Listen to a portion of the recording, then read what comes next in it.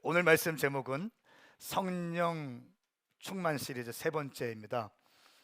성령과 기름 부으심이라고 하는 제목을 하나님 말씀 선포하겠습니다. 오늘날은요 갈망의 시대입니다. 사람들은 진짜를 고대하죠. 껍데기에 대해서 별 의미를 갖지 못합니다. 진짜를 원합니다. 제가 만나는 많은 청년들은 제가 목사라고 해서 무조건 저를 존중해 주지 않습니다. 제가 목사라고 해서 저를 존중하지 않고요. 왜냐하면 미국 가보십시오. LA 가보니까 목사님 식당에서 목사님 부르니까 다 고개를 이렇게 엄청 많이 목사님이 있습니다. 장로님 말할 거 없고 권사님도 말할 거 없고요. 집사님은 널려 있고요. 근데 그 직분이, 그 타이틀이 우리의 어떤 권위를 확보해 주거나 그런 시대는 아니라는 겁니다. 이 시대가 원하는 것은 진짜를 원하죠. 저는 알고 있습니다. 우리 교회를 찾고 있는 많은 분들이 왜 우리 교회를 오겠어요? 왜 우리 교회를 오시겠습니까? 다른 게 아닌 것 같아요. 진짜 하나님의 말씀을 듣고 싶고 진짜 하나님을 경외하는 곳에서 신앙생활을 하고 싶은 거예요. 다른 곳에는 그런 것이 없다 이런 것이 아니라 정말 주님을 갈망하는 신앙을 하고 싶은 분들, 설교 가운데 혼적인 세속적인 것들을 티칭하는 것이 아니라 하나님의 말씀을 말씀대로 그냥 던지는, 조금 터프하고 조금 다듬어지지 않는 것처럼 느끼지만 진짜 속에 우리는 거하고 싶은 거예요. 여러분 그렇지 않으세요? 저는 제가 진짜 목사가 되고 싶어요. 저는 저와 함께 목회하고 신앙생활하는 성도님들이 진짜 성도님들로 세워지길 원해요. 저는 우리 다음 세대 청년들이 진짜 주님을 경외하는, 그냥 교회를 다니는 처치 멤버가 아니라, 목사 눈 즐겁게 하는 처치 멤버가 아니라 하나님을 경외함으로, 삶의 자리에서 하나님을 경외함으로 일터에서, 가정에서, 캠퍼스에서 하나님의 사랑을 풀어낼 수 있는 자들이 세워지기를 원합니다. 그냥 교회에서 뜨거운 거 말고요, 교회에서 아멘 크게 하는 거 말고요, 삶의 자리에서 비전 선교사로서의 삶을 살아가는 사람들이 많이 일어날 수 있기를 축복합니다. 디모데후서 3장 5절 말씀에 경건의 모양은 있으나 경건의 능력은 인정하지 않게 될 것입니다. 그대는 이런 사람들을 멀리하십시오. 마지막 때가 되면 경건의 모양은 있으나 경건의 능력을 인정하지 않게 된다. 여러분, 우리가 원하는 것은 경건의 모양이 아니라 경건의 능력인 줄 믿습니다. 할렐루야. 또한 요한계시록 3장 1절 말씀에는 너는 사대 교회의 사자에게 이렇게 써라. 하나님의 7영과 7별을 가지신 이가 이렇게 말씀하신다. 내가 내 행위들을 알고 있으니 너는 살아있다는 이름을 가지고 있으나 실은 죽어 있구나. 이름은 살아있는 거예요. 직분은 우리가 불리고 있는 거예요. 목사님, 선교사님 직분은 불리고 있는데 실제로 그 안에 가보면 목사에 대한 정체성, 선교사에 대한 정체성, 이거 뭡니까? 직분이기 전에 하나님을 사랑하고 하나님을 경외하고 하나님의 말씀에 순종하고자 하는 열망이라는 것입니다. 근데 이것이 없다는 거예요. 이것이 없다는 거예요. 이름을 가지고 있지만 사실은 죽은 자들이다, 이렇게 말씀하고 있습니다. 예수님은 이렇게 말씀하십니다. 마태복음 23장 말씀에 너희에게 화가 있을 것이다. 율법학자와 바리새파 위선자들아, 너희는 하얗게 칠한 무덤과 같다. 겉은 그럴듯해 보이지만 속은 죽은 사람들의 뼈와 온갖 더러운 것들로 가득 차 있다. 겉은 그럴듯해 보이는데 하얗게 칠한 무덤과 같다. 속은 죽은 사람의 뼈와 온갖 더러운 것들로 가득 차 있다. 종교 지도자들을 향해서 주님께서 말씀하시는 대목입니다. 생명력이 없다는 거죠. 생명력이 없다는 거예요. 교회 건물은 번듯하게 있는데 생명력이 없다는 거예요. 영이 살아서 운동하지 못한다는 거예요.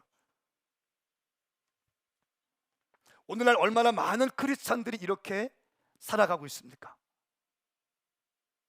생명력이 느껴지지 않는, 직분은 있습니다. 경험도 있습니다. 집사가 됐습니다. 권사님이 됐습니다. 장로님이 됐습니다. 저 같은 목사가 됐습니다. 선교사까지 됐습니다. 그런데 속은 죽어 있고 썩어 있고 회칠한 무덤 같은 모습들이 있다는 거예요. 겉모습은 멀쩡한데 속은 죽어 있다는 거예요. 예수님께서 하신 말씀. 근데 이 말씀이, 우리가 이 말씀을 볼 때 아멘 하고 싶은데 왠지 아멘 하기 힘든 거 뭡니까? 오늘 우리의 모습을 보는 것 같고, 오늘 한국교회의 모습을 보는 것 같고, 20년 전에 유럽교회에 대해서 많이 이야기했는데 그 유럽교회가 오늘날 한국교회 그대로 재현되고 있다는 사실이 우리를 아프게 하기 때문에 그런 거 아니겠어요?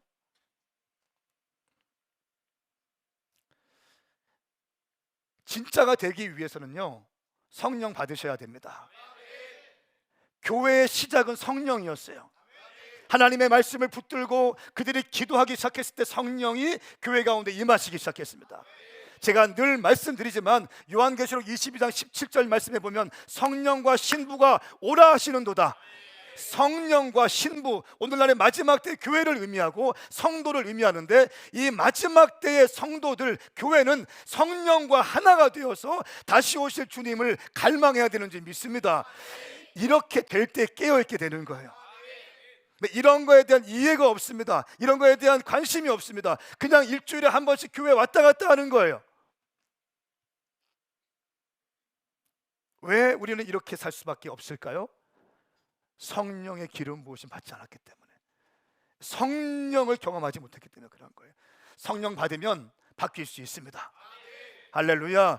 저는 오늘 이 5주 동안의 성령 시리즈, 성령 충만 시리즈를 통해서 여러분이 성령님에 대해서 인식되어지고 갈망하게 되어지고 성령 충만을 받는 놀라운 역사가 있기를 축복합니다. 그러면 성령의 기름 부으심이란 무엇인가? 오늘 구약과 신약에 나타난 이 성령의 기름 부으심에 대해서 우리가 많이 이야기하죠. 많이 또 설교하기도 하고요. 또 많은 찬양 가운데 성령님 기름 부어 주십시오, 기름 부어 주십시오, 이런 내용들을 많이 언급합니다. 성령의 기름 부으심이란 무엇인가? 구약 성경에 나타난 기름 부으심은 5가지 맥락인데요. 첫 번째는 성전 기구를 거룩하게 구별할 때 기름을 바릅니다. 출애굽기 30장 29절 말씀에 네가 이런 식으로 그것들을 거룩하게 구별하면 그것들이 지극히 거룩하게 될 것이고 무엇이든 그것들을 닿으면 거룩하게 될 것이다. 기름 닿는 순간 거룩하게 된다는 거예요. 구별된다는 거예요. 두 번째는 제사장들을 세울 때 기름 붓습니다.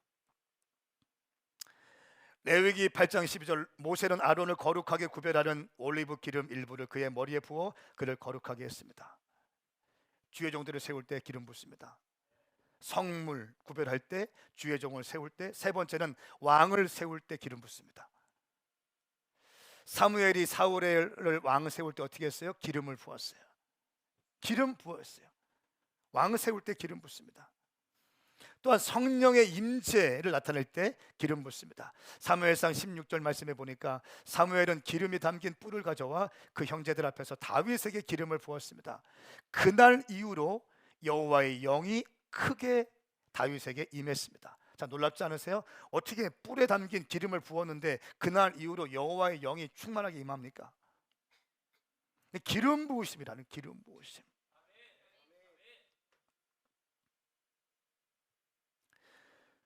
여러분 가만히 보세요.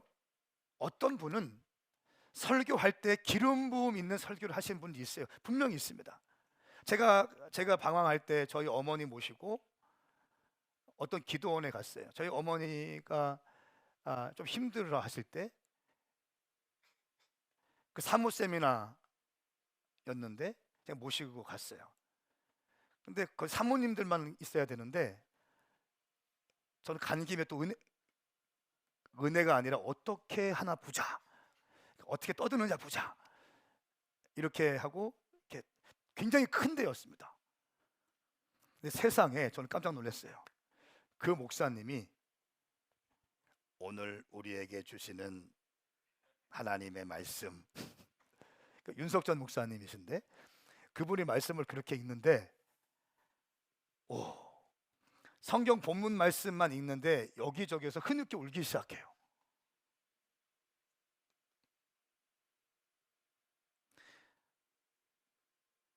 저에게 그런 기름 부으심이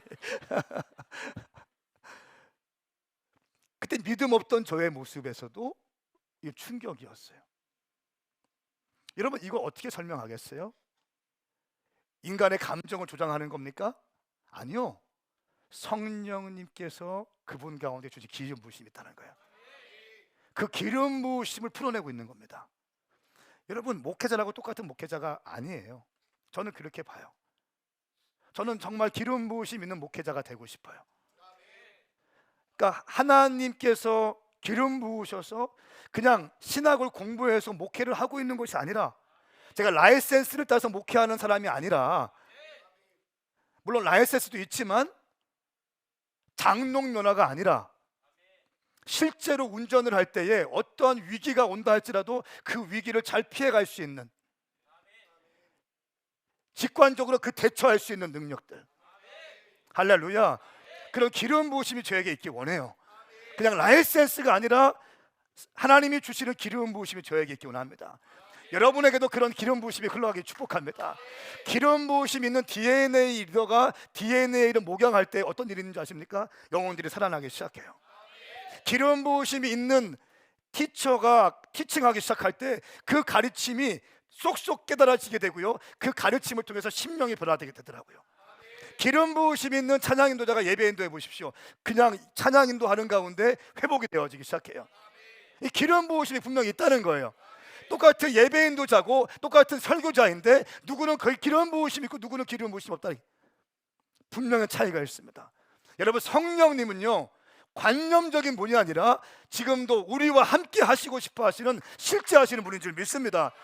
성령님은 그냥 어디 이상한 것이 아닌 거예요. 인격적이신 분이라는 거예요. 실제 하시는 분이시라는 거예요. 할렐루야. 우리가 성령님께서는요 굉장히 인격적인 분이어서 우리가 사모해야 우리에게 임하십니다. 우리가 거부하면 임하지 않습니다. 사모해야 돼요.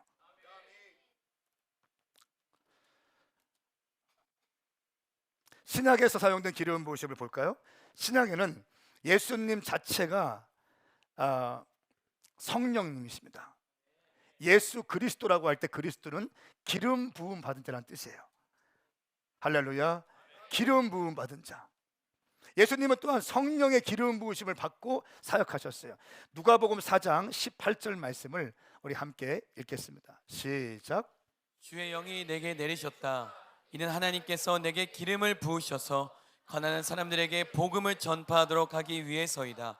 하나님께서는 포로된 사람들에게 자유를, 못 보는 사람들에게 다시 볼 수 있음을, 억눌린 사람들에게 해방을 선포하기 위해 나를 보내셨다. 아멘. 아멘. 사도행전 10장 38절 말씀 함께 합니다. 시작. 하나님께서 나사렛 예수에게 성령과 능력으로 기름을 부으신 것과 하나님께서 예수와 함께 계심으로 예수께서 선을 행하시고 마귀의 능력 아래 짓눌려 있던 사람들을 모두 고쳐주시며 두루 다니셨습니다. 아멘. 아멘. 자, 보세요. 하나님께서 나사렛 예수에게 나사렛이라는 그 예수님이라는 표현을 할 때, 나사렛 예수 할 때는요 예수님의 인성과 신성 가운데 인성의 부분을 많이 강조합니다.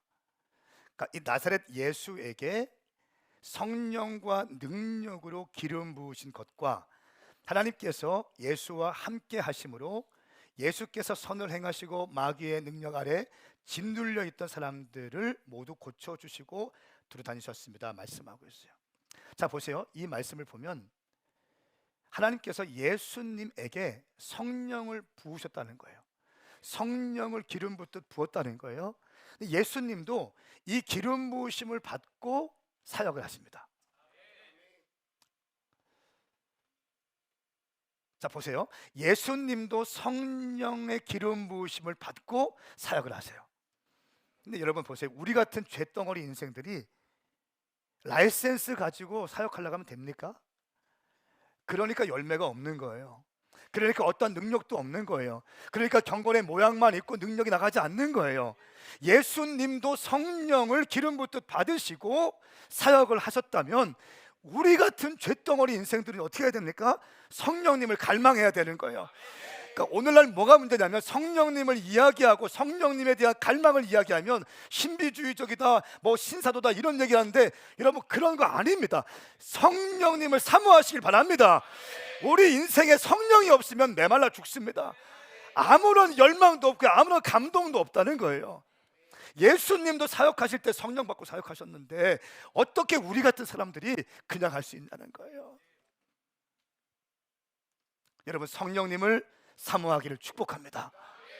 예수님도 성령 받고 사역하셨습니다.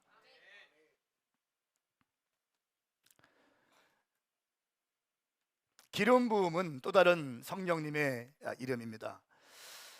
기름 부으심. 기름 부으심을 하는 것은 성령께서 임하시는 거예요. 성령이 임하시는 거. 내일의 기름 부으심이라는 책에서 이렇게 기름 부으심을 정의하는데요. 기름 부음은 성령의 능력이다. 이보다 더 좋은 정의는 없다. 이렇게 이야기합니다. 성령은 기름 부으심이다. 기름 부으심은 성령의 능력이다. 성령의 능력이 있는 사람이 있고 성령의 능력이 없는 사람이 있다는 거예요. 그러면 성령의 기름 부으심을 받은 자들에게 나타나는 삶 세 가지를 말씀드리겠습니다. 근데 이 성령의 기름 부으심 받은 사람의 특징은요, 붕 떠 있고 날아다니고 있고 춤추고 있고 이런 거 아닙니다. 예수님을 닮아가는 삶이에요. 왜냐하면 성령이 예수의 영이시기 때문에, 성령님은 예수의 영이시기 때문에 예수 그리스도를 닮아가는 삶을 살 수밖에 없습니다. 첫 번째는 그래서 증인된 삶을 삽니다. 사도행전 1장 8절 말씀에 오직 성령이 너에게 임하시면, 성령이 너에게 임하시면 너희가 권능을 받고 예루살렘과 온 유대와 사마리아와 땅끝까지 이르러 내 증인이 되리라 말씀하셨습니다. 예수님의 증인된 삶을 살아가는 거예요. 복음 증거의 삶을 살아가는 것입니다. 그냥 이곳에 머물러 있는 것이 아니라 성령 받은 사람들은 선교지로 날아가는 거예요. 선교지로 왜 가는가? 성령이 임하셨기 때문에 가는 거예요. 성령 안에 고 스피릿이 있거든요. 가는 영이 있습니다. 머물러 있지 않습니다. 고여 있지 않습니다. 가는 거예요. 제가 가만히 저희 교회를 보는데 저희 교회 선교에 대해서 막 선포하면서 선교사님들 막 나가지 않습니까? 그러면서 선교만 하는 것이 아니라 도시, 이 대전 땅을 사랑하기 위해서 메시지가 많이 풀어지고 있습니다. 그렇죠. 캠퍼스를 잘 섬겨라, 일터를 섬겨라, 이런 얘기들이 막 풀어지고 있습니다. 왜 그렇습니까? 성령님은 선교하는 영이시고 성령님은 교회의 담벼락 안에 갇혀 있기를 원치 않으십니다. 물론 성령님은 교회를 사랑하시는 분이고 교회 안에 계시는 분이십니다. 근데 그 성령님은 교회 담벼락 안에, 교단 안에, 국가 안에 갇혀 있기를 거부하시는 분이십니다. 성령님은 도시 가운데 가기 원하시고요, 사회 구석구석 가운데 가셔서 일하고 싶어 하시는 분이십니다. 여러분의 가정 가운데 들어가고 싶어 하십니다. 여러분의 인생 가운데 가고 싶어 하십니다. 여러분의 아들, 딸들 가운데 가고 싶어 하십니다. 여러분의 삶에 깨어진 문제와 아픔과 씨름 가운데, 저 큰 문제, 그 성매매 업소들, 그런 곳 가운데 성령님이 들어가셔서 역사하고 싶어 하시는 거예요. 네, 그 성령을 받은 호주의 젊은 선교사 부부가 어떻게 했습니까? 7년 동안 인도 콜카타 지역에 있는 성매매 업소 그 사건을 본 다음에 어떻게 했어요? 7년 동안 스터디한 다음에 성매매 업소 여성들을 구출하는 작업들을 했고 그 여성들을 가죽공예를 시켜서 사회로 내보내는 일들을 하고 있다는 것을 우리는 인도 선교팀을 통해서 얘기 들었어요. 성령이 임하니까 가능한 거예요. 따라합시다. 성령님이 임하시면 증인된 삶을 삽니다. 동의하시나요?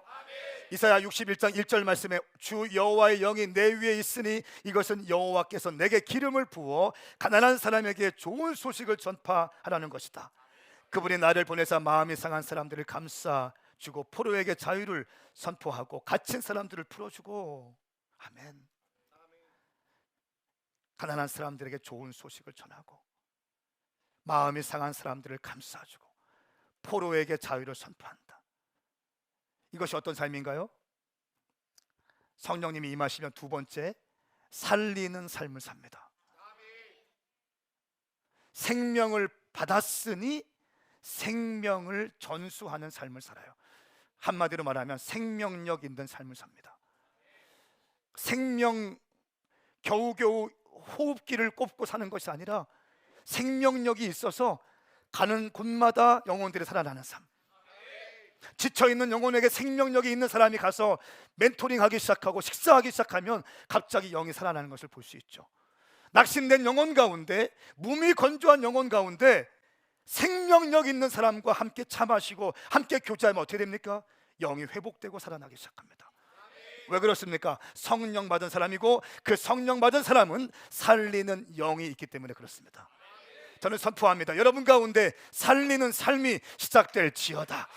생명을 받고 생명력 있는 삶을 살기를 축복합니다. 저는 우리 교회가 사람을 살리는 교회가 되었으면 좋겠어요. 겨우겨우 생명 연장하는 교회가 아니라 겨우겨우 이렇게 우리끼리 모여서 봄날에 게 잡아먹고 뭐 그런 거 있잖아요. 뭐 그게 아니라 사람을 살리는 교회, 사람을 살리는 성도 되었으면 좋겠습니다. 여러분들이 가시는 곳마다 사람들이 살아날 수 있기를 축복합니다. 에스겔 47장 9절 말씀, 강물이 흘러가는 곳마다 떼지어서 움직이는 모든 생물이 살 것이고 물고기들이 수없이 많을 것이다. 이 물이 그곳을 가서 바닷물이 살아나게 되기 때문이다. 강물이 흘러가는 곳마다 모든 것이 살 것이다. 할렐루야. 생수의 강이 흘러가는 곳마다, 생수의 강이 터치되는 곳마다 살아난다는 거예요. 오염되어 있는 것도 바뀌어진다는 것입니다. 소망이 없는 곳에 소망이 생긴다는 거예요. 깨어진 가정 가운데 생수의 강이 흘러가면 가정이 회복된다는 것입니다. 소망이 없던 인생 가운데 성령님이 임하시면 살 소망으로 일어나게 된다는 것입니다. 자녀들 가운데 삶의 문제가 해결되지 않는 자녀들 가운데 성령이 임하시면, 생수의 강이 흘러오면 자녀들 가운데 비전이 생기고 꿈이 생긴다는 거예요. 그렇기 때문에 세 번째, 성령 받은 자의 삶은 비전의 삶입니다. 비전적일 수밖에 없습니다. 성령 받은 모든 사람들은 비전적인 삶을 삽니다. 나를 향한 부르심을 알고요, 열정적으로 도전합니다. 사도행전 2장 17절 18절 말씀 우리 함께 읽겠습니다. 시작. 하나님께서 말씀하셨습니다. 마지막 날에 내가 내 영을 모든 육체에 부어주겠다. 그래서 너희 아들들과 너희 딸들은 예언을 하고 너희 젊은이들은 환상을 보고 너희 나이 든 사람들은 꿈을 꿀 것이다. 그날에 내가 내 남종들과 여종들에게도 내 영을 부어주겠다. 그래서 그들이 예언을 할 것이다. 아멘. 아멘. 아들과 딸들이 예언을 하고 젊은이들 환상을 보고 나이 든 사람도 꿈을 꾸게 되고 남종과 여종들이 에게 내 영을 부어줘서 그들도 예언하게 될 것이다. 지금 있는 삶의 모습을 보고 신세한탄하는 삶이 아니라 꿈을 꾸고 환상을 보고 예언을 한다는 것입니다. 다 뭡니까? 미래지향적인 거예요. 지금 있는 상황이 어렵고 힘들지만 성령이 임하시면 앞을 바라보게 된다는 것입니다. 지금 내가 어려운 상황이고 낙심된 상황이지만 성령께서 주시는 그 믿음 때문에 환상을 보게 된다는 거예요. 예언을 하게 된다는 거예요. 우리 가정이 지금은 힘들지만 주님의 성령으로 인하여 우리 가정은 화목한 가정이 될 것입니다. 우리 아들, 딸들이 잘 되게 될 것입니다. 우리 아들, 딸들은 나보다 더 위대한 믿음의 사람이 될 것입니다. 주님이 그렇게 하실 것입니다. 할렐루야. 꿈을 꾸게 되는 거예요. 환상을 보게 되고 예언을 하게 되는 것입니다. 저는 오늘 사울과 다윗을 통해서 이 기름 부으심의 중요성에 대해서 말씀을 증거하고 함께 기도하기 원합니다. 사울과 다윗 모두가 다 기름 부으심을 받은 사람들입니다. 사울은 이스라엘의 초대 왕으로 백성들이 하나님께 원해서 사무엘이 사울에게 기름을 부었습니다. 그리고 왕이 되었어요. 여러분, 우리가 일용할 양식 사무엘상을 하기 때문에 다 아실 겁니다. 그의 그 캐릭터가 어떻습니까? 성경에 보니까, 우리말 보니까 그는 이스라엘 청년 중에 가장 멋진 청년이었더라. 키가 남들보다 어깨가 더 커요. 머리 한 개가 더 있는 거예요. 성품도 아버지 말씀을 너무 잘 들어요. 온유해요. 잘생겼어요. 키도 커요. 그런 청년이 없습니다. 1등 사윗감. 근데 겸손까지 해. 그런데 이 사울이 사무엘상 12장, 13장, 14장 쭉쭉 가니까 어떻게 됩니까? 변질되기 시작하죠. 그리고 하나님은 이 사울을 내리시고 새로운 하나님의 마음에 합한 사람을 세우는데 그 사람이 바로 다윗입니다. 다윗에게도 기름 붓습니다. 이 사울과 다윗의 기름 부으심을 통해서 저는 이 기름 부으심의 중요성에 대해서 또 기름 부으심의 어떤 소중함에 대해서 좀 더 말씀을 증가하겠습니다. 사울은 기름 부으심을 잃어버렸습니다. 그리고 다윗은 기름 부으심을 소중하게 여겼습니다.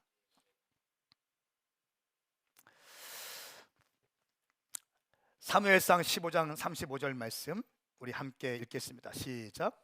사무엘은 사울로 인해 마음이 괴로워 죽는 날까지 다시는 사울을 만나지 않았습니다. 여호와께서는 사울을 이스라엘의 왕으로 삼으신 것을 후회하셨습니다. 아멘. 이것이 결국 사울의 결과예요. 제가 이 말씀을 쭉 묵상하는데 사울이 기름 부어 왕을 세웠거든요. 그리고 처음에는 너무 겸손한 사람이었거든요. 진실한 사람이었어요. 내가 무엇이라고 나를 왕으로 세웁니까? 할 정도로 겸손한 사람이었다고요. 그런데 이 사울이 하나님의 말씀에 불순종하기 시작해요. 이 불순종의 시작은 뭐냐면 교만입니다. 여러분, 겸손한 사람은 불순종할 수 없어요. 교만한 사람은 또 순종할 수 없습니다. 겸손해야 순종하고요, 교만해야 불순종할 수 있어요. 근데 사울이 점점 교만해지기 시작합니다. 사무엘은 사울로 인해서 마음이 괴로워 죽는 날까지 다시는 사울을 만나지 않았습니다. 이 사람 생각하면 마음이 너무 아픈 거예요. 이 과정을 보니까 중간중간에 멘토링도 했어요. 그렇게 하면 안 됩니다. 불순종하면 안 됩니다. 회개할 기회가 있었거든요. 근데 회개하지를 않아요. 그래서 사울이 죽는 날까지 사무엘을 보지 못합니다. 자, 반면에 이 다윗이라는 사람은 하나님이 기름 부으심이라는 것을 너무 소중하게 여기는 사람이었어요. 자, 어떤 일이 있었냐면요, 사무엘상 24장 말씀에 보니까 사울이 다윗을 죽이려고 하는데 10년 동안 다윗이 사울을 향해서 광야에서 도망 다녔잖아요. 그런데 굴에 있는데 사울이 용변을 보러 굴 안에 들어왔어요. 주변 사람들이, 부하들이 얘기합니다. 지금 좋은 기회입니다. 지금 사울을 죽입시다. 근데 다윗이 어떻게 합니까? 옷자락만 가만히 가서 베요. 옷자락을 벤 것만으로도 마음이 찔려서 괴로워해요. 그러면서 이렇게 이야기합니다. 24장 6절 말씀에 다윗은 자기 부하들에게 말했습니다. 내 손을 들어 여호와께서 기름 부어 세우신 내 주인을 치는 일은 여호와께서 금하신 일이다. 그는 여호와께서 기름 부어 세우신 왕이다. 이런 고백을 어떻게 할 수 있을까요? 아니 10년 동안 이 사울 때문에, 보세요, 다윗은요 자기가 왕 되려는 마음이 없었어요. 그냥 아버지 심부름했습니다. 도시락 심부름했다고요. 근데 보니까 골리앗이 40일 동안 주야로 이스라엘 백성들을 능욕하고 하나님을 능욕하는 거예요. 그때 하나님을 사랑하는 이 19살쯤 된 다윗 가운데 거룩한 분노가 일어났죠. 그때 자기에게 주셨던 물맷돌로 골리앗을 깨뜨립니다. 그때부터 주변 사람들이 이렇게 얘기해요. 사울은 천천히요, 다윗은 만만히로다. 그 말 때문에 사울이 시기하기 시작하면서 창을 던지기 시작해요. 이 일로 인하여 다윗은요 20대 전체를 광야 가운데 뺑뺑이 치게 됩니다. 여러분, 광야에 한 3일만 들어가 보십시오. 완전히 이거 뭐 이렇게 이스라엘 이번에 가시겠지만 너무 힘들어요. 근데 10년이라는 시간 동안 가장 인생의 황금기를 광야에서 썩게 만들어 버립니다. 그 원인 제공자가 사울이고 그 사람이 동굴에 왔는데 부하가 얘기하는 거, 지금 기회가 왔습니다. 지금 죽이면 우리가 왕 세우겠습니다. 다윗이 하는 말이 뭡니까? 그는 여호와께서 기름 부어 세우신 내 주인을, 그는 여호와께서 기름 부어 세우신 왕이다, 내 원수다, 이게 아니에요. 내 인생을 망가뜨리는 사람이다, 이게 아니라는 거예요. 이것이 다윗이 다윗 되는 비결이었어요. 그러니까 기름 부으심이라는 것을 소중하게 여길 수 있는 믿음. 여러분, 이 말은요 목사에게 잘하라 이런 차원의 메시지가 아니에요. 저는 여러분, 우리 오메가 교회 모든 성도들 가운데 하나님이 세우신 기름 부으심에 대해서 소중하게 여길 수 있기를 축복합니다. 할렐루야, 할렐루야. 너무 중요한 영적 원리예요. 이거 놓치면 혼내지기 시작하고, 이거 놓치면 여호와를 경외함이 사라지기 시작합니다. 세속적인 것이 내 안에 들어와서 인간적인 생각으로 모든 것을 보기 시작하는 거예요. 하나님의 말씀을 볼 때도 혼적으로 말씀을 보기 시작해요. 하나님의 말씀을 충분히 혼적으로 볼 수 있습니다. 영으로 말씀을 봐야 되는, 성령의 감동으로 기록된 것은 이 활자에 기록된 말씀이지만, 이 성령님이 역사하시는 이 유유히 흐르는 하나님의 말씀이 있거든요. 이 활자 이면에 숨겨진 성령님의 의도를 봐야 되는데 지식적으로 혼적으로만 말씀을 풀기 시작하는 거예요. 그러니까 아무리 봐도 영적인 돌파가 없고 깨우침이 없고 번어게인이 없는 거예요. 할렐루야. 사랑하는 여러분, 하나님의 말씀을 성령님의 감동하심으로 말씀을 보기를 축복합니다. 사울이 기름 부으심을 잃어버린 이유가 무엇일까요? 그는 교만과 불순종이었어요. 일용할 양식에 제가 몇 차례 언급을 했습니다.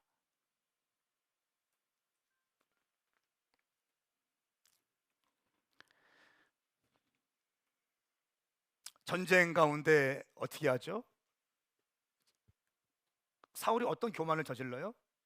전쟁은 하나님이 시켜야 하는 것이 고대 사회의 전쟁이었습니다. 그런데 이 사울 왕이 자기가 인정받기 위해서 전쟁을 치러버립니다.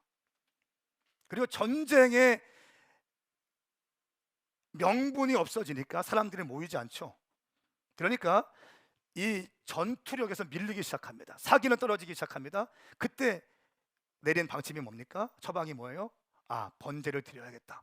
사무엘을 초청해라. 사무엘은 모든 이스라엘 백성들이 다 하는 하나님의 종이기 때문에 이 전쟁을 사무엘이 와서 번제를 하면 많은 사람들이 이 전쟁은 하나님께서 허락하신 것이고 사무엘이 사울 왕을 지지하고 있구나, 하나님이 허락하시는 거구나 하면서 사람들의 마음을 모으기 위해서 이 인간적인 계략을 통해서 번제를 드리기로 결정합니다. 그런데 사무엘이 7일 동안 기도해도 오지 않습니다. 그러니까 어떻게 합니까?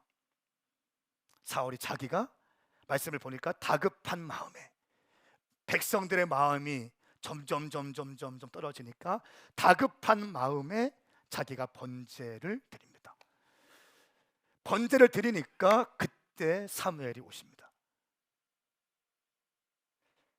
전쟁도 자기 마음대로, 번제도 자기 마음대로 합니다. 하나님이 정하신 바운더리를 벗어나기 시작합니다. 여러분, 교만이 뭔지 아세요? 내 마음대로 할 수 있다는 생각이 교만이에요. 그렇지 않습니다. 신앙생활은 내 마음대로 하는 게 아니라 하나님의 말씀대로 해야 되는 것입니다.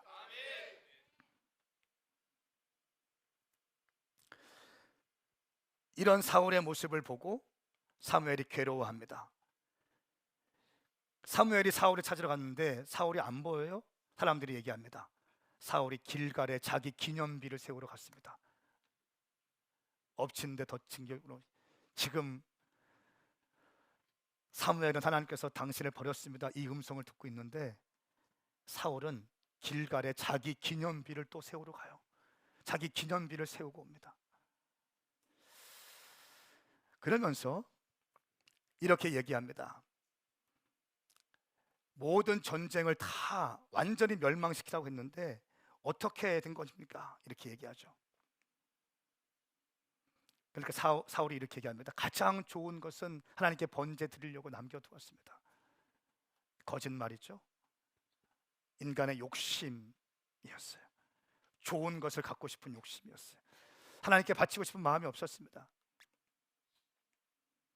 사무엘상 15장 11절 말씀에 사무엘이에게 여호와께서 임하십니다. 내가 사울을 왕으로 세운 것을 후회한다. 그는 내게서 등을 돌리고 내 지시를 따르지 않았다. 사무엘은 마음이 아파서 그날 밤 내내 여호와께 부르짖었습니다. 자, 보세요. 하나님의 음성을 들은 사무엘이 이 사울이 버림받았다는 하나님의 음성을 듣고 밤새워 우는 거예요. 이게 주의 종의 마음이에요. 밤새워 울면서 여호와께 부르짖습니다.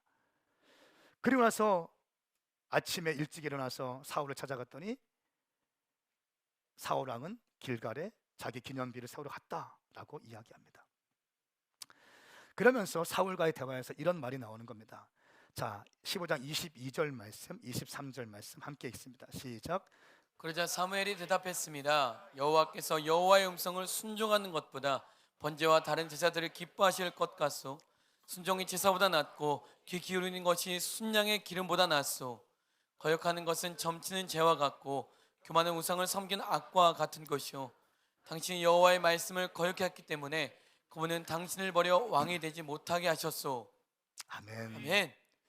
자, 지금 22절 말씀에 보면요, 순종에 대해서 말씀합니다. 여호와의 음성을 순종하는 것보다 번제와 다른 제사를 기뻐하는 것 같소?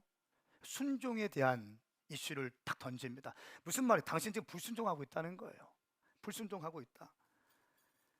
순종이 제사보다 낫고 귀 기울이는 것이 순양의 기름보다 낫소. 거역하는 것은 점치는 죄와 같고 교만은 우상을 숨기는 악과 같은 것이요. 불순종과 교만을 사무엘은 사울에게 이야기합니다. 당신이 여호와의 말씀을 거역했기 때문에 그분은 당신을 버려 왕 되지 못하게 하셨어. 여러분, 제가 이 일용할 양식 15장 말씀 쭉 하면서 사무엘상 13장인가요? 거기 제목을 이렇게 정했습니다. 사울이 버림받은 이유, 불순종과 교만이라고 했어요. 그러면서 저는 어떤 마음이 있냐면, 저를 비롯한 모든 하나님의 사람들이 하나님 앞에 겸손하기를 축복합니다. 그리고 순종하기를 바랍니다. 아멘 하세요. 순종해야 살아요. 교만하면 죽습니다. 패망의 선봉인 거예요. 근데 사울에게는 사울 나름대로의 이유가 있었죠. 뭐요? 급했기 때문에. 조급한 나머지라는 거예요. 그러니까 조급한 나머지, 이 상황이 지금 그렇게 할 수밖에 없었다는 거예요. 번제를 드릴 수밖에 없는 상황이 되었다는 거예요. 왜? 사람들이 자꾸 떠나가니까. 전쟁을 치러야 되는데 사람들은 떠나가고 내 왕권을 담보할 수 없으니까 번제를 통해서 왕권을 강화하고 전쟁을 준비하고 싶었던 거예요. 그러니까 마음이 조급해지는 거죠. 여러분, 우리는 어떻게 많이 얘기합니까? 어떻게 결정해요? 내 마음대로 결정하고 내 생각대로 생각하고 내 마음대로 행동해요. 그리고 내 상황이 그럴 수밖에 없다고 얘기해요. 근데 여러분 보십시오. 어떤 경우에도 하나님의 말씀을 여러분의 삶의 기준으로 삼기를 축복합니다. 그렇지 않으면 다 무너질 것입니다. 상황이 급해서, 마음이 급해서 어쩔 수 없이 여러분, 우리 안에 있는 사울의 스피릿이 뽑아지기를 축복합니다. 상황과 환경을 핑계 삼아서 하나님의 말씀을 거역하는 것이 얼마나 많은지 몰라요. 이거 뽑아내야 되는 거예요. 그러면 이 사울이 잃어버린 기름 부으심, 회복할 수 없었던 이유, 왜 이 사울은 옆에 사무엘이라고 하는 영적인 멘토가 있음에도 불구하고 왜 사울이 버림받게 되었을까요? 왜 기름 부으심을 회복할 수 없었을까요? 그것은 바로 듣는 마음이 없어서입니다. 자, 17장 19절부터 23절까지 말씀을 쭉 보면요, 이렇게 얘기합니다. 17장 17절 말씀에 사무엘이 말합니다. 예전에 당신이 스스로 보잘것없는 사람이라고 생각했을 때에 이스라엘 지파들의 머리가 되지 않았소? 여호와께서 당신에게 기름 부어 이스라엘의 다스를 왕으로 삼은 것이요. 스스로 나는 보잘것합니다. 없습니다. 나는 아무런 능력도 없습니다. 이렇게 생각했을 때에 하나님이 당신을 세운 거 아닙니까? 그 겸손 어디 갔습니까? 그 진지함, 그 진정성, 그 하나님을 경외하는 마음 어디 갔습니까? 이렇게 지금 질문하고 있는 겁니다. 왜 당신은 불순종합니까? 아니요, 나 불순종한 적 없습니다.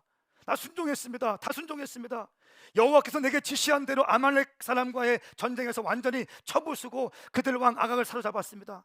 사무엘 하는 말, 양과 염소 소리가 왜 들립니까? 그런데 그거는 가장 좋은 것만 남겨놨는데요, 이거 번제 드리려고 남겨놨습니다. 나 여호와의 말씀에 순종했습니다. 그 말씀이 아니잖아요. 계속 멘토링을 해도 말씀을 받지 못해요. 자기 논리에 잡혀 있습니다. 자기 생각에 잡혀 있는 거예요. 자기 철학에 잡혀 있는 거예요. 그때 말하는 것이죠. 사무엘이 여호와께서 여호와의 음성을 순종하는 것보다 번제와 다른 제사들을 기뻐하실 것 같소. 순종이 제사보다 낫고 귀 기울이는 것이 순양의 기름보다 낫소. 할렐루야. 여러분, 기름 부으심을 유지하는 건 뭔지 아세요? 순종하는 거예요. 순종하기 위해서 저는 금식이라는 걸 써요. 제가 저를 너무 잘 알거든요. 인정받고 싶어하는 욕망이 제 가운데 막 이글이글 거리고 있어요. 자랑하고 싶은 마음들이 내 마음에 막 이글이글 거리고 싶어요. 내 마음대로 하고 싶은 마음들이 제 기질이 그래요. 제 혼의 기질이 인정받고 싶어하고 내 마음대로 하고 싶어하고 어디 틀에 갇히고 싶지 않고. 제 청년 때 별명이 자유로운 영혼이었어요. 노가다, 가다가 없어요. 저는 노가다.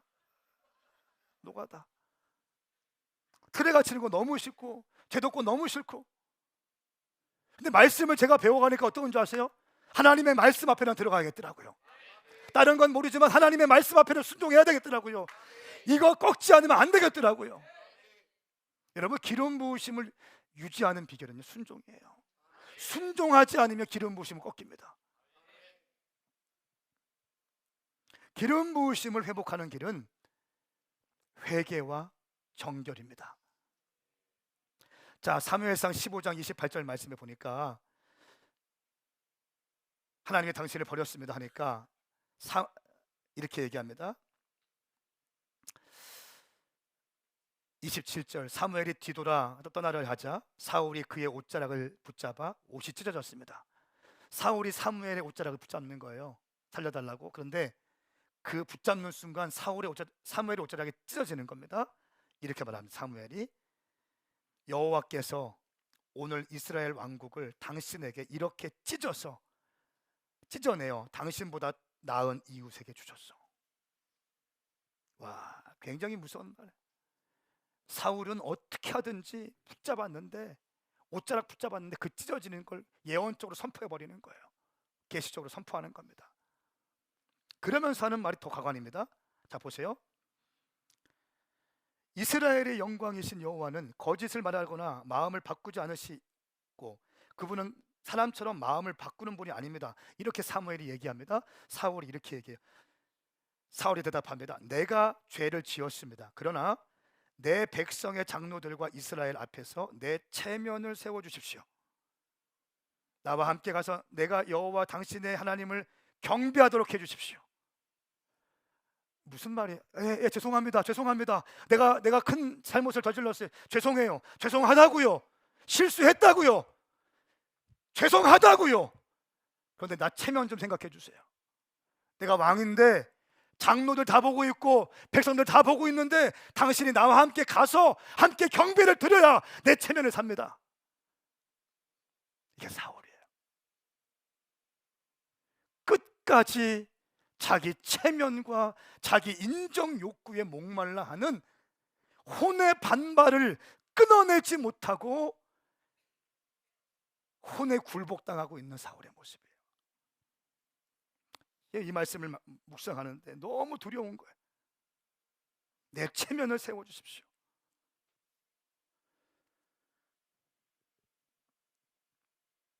기름 부으심을 회복하는 길이 뭔지 아십니까? 회개. 진정성 있는 회개예요. 우리가 정결하게 될 때 주님은 우리에게 함께 하실 줄 믿습니다.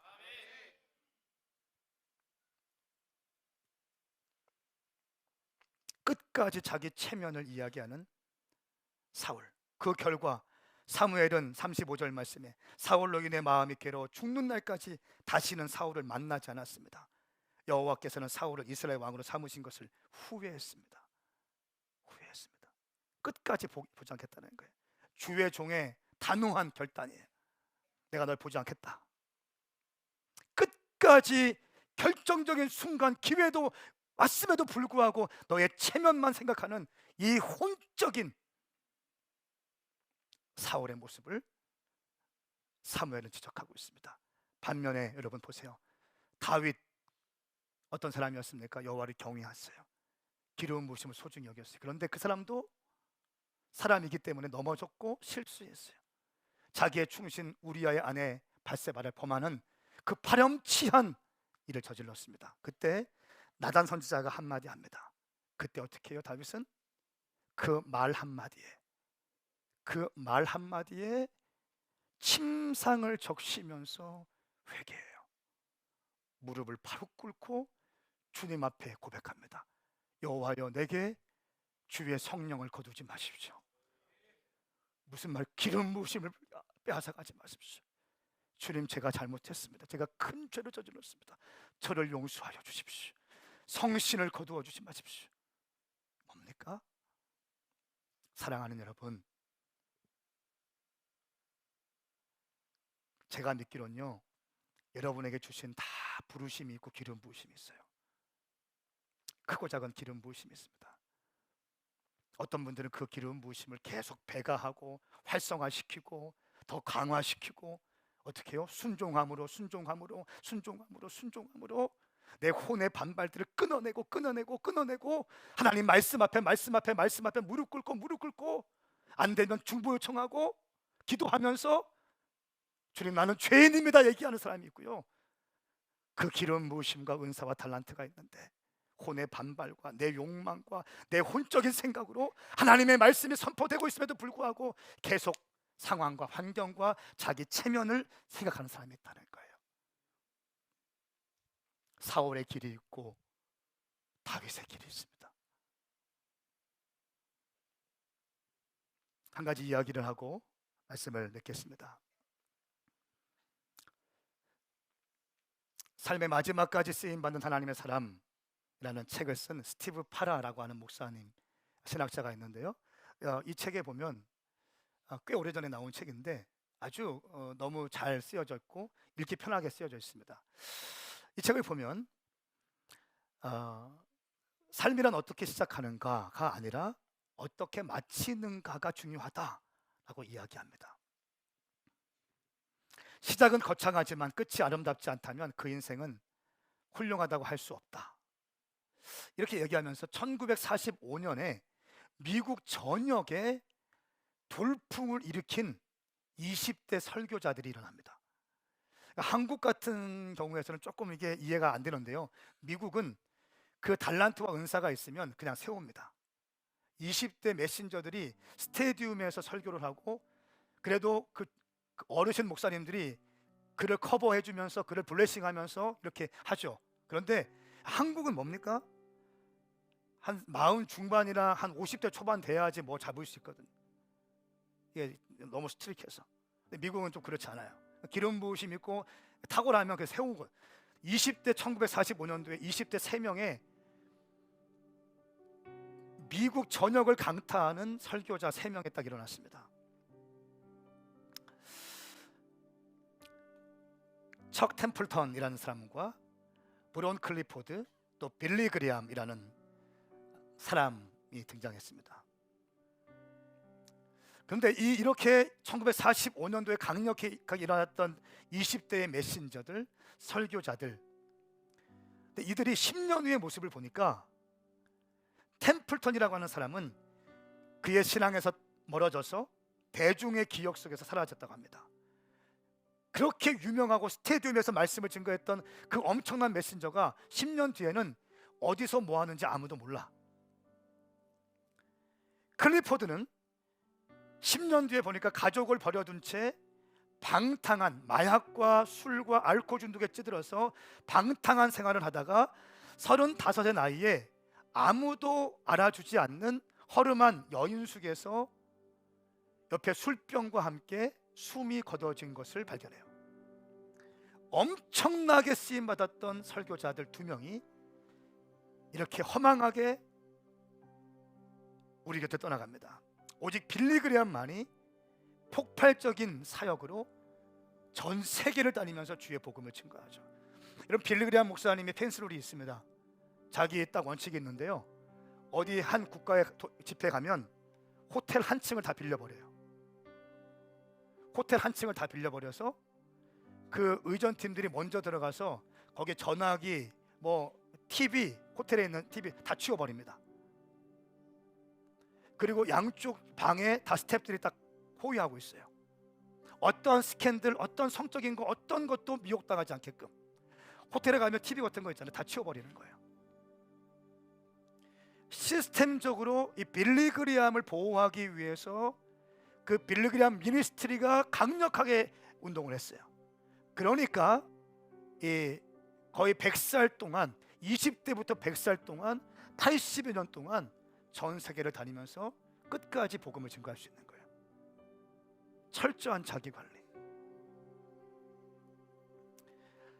이 책에서는 이렇게 얘기합니다.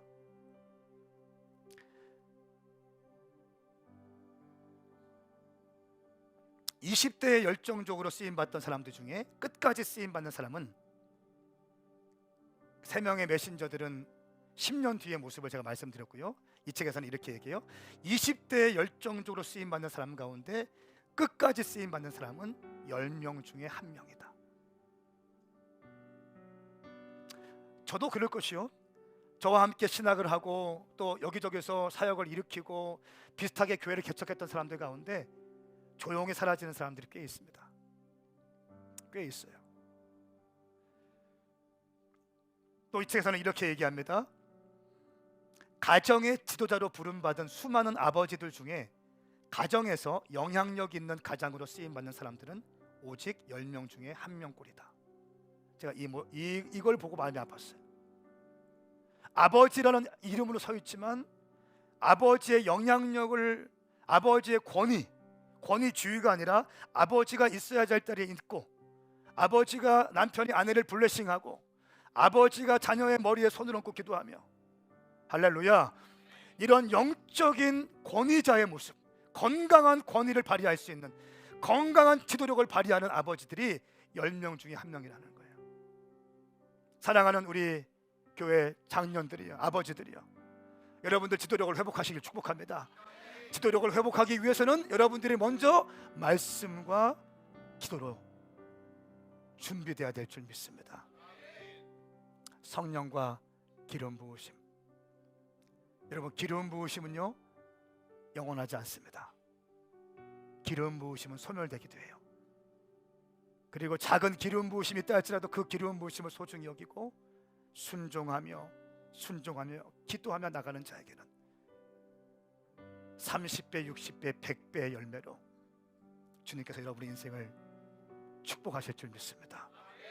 함께 일어나십시다.